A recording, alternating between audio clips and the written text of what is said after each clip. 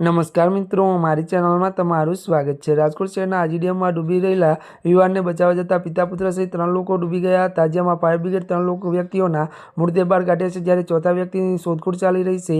આ બનાવથી મૃતકના પરિવારજનોમાં ભારે ગમગીન છવાઈ ગઈ છે।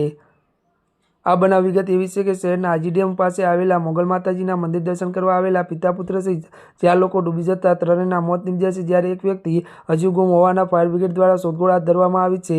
મોગલ માતાજીના મંદિરે રિક્ષા લઈ દર્શન કરવા આવેલા 4 લોકોના દર્શન કરી રિક્ષા ત્યારે ધોઈ રહ્યા હતા।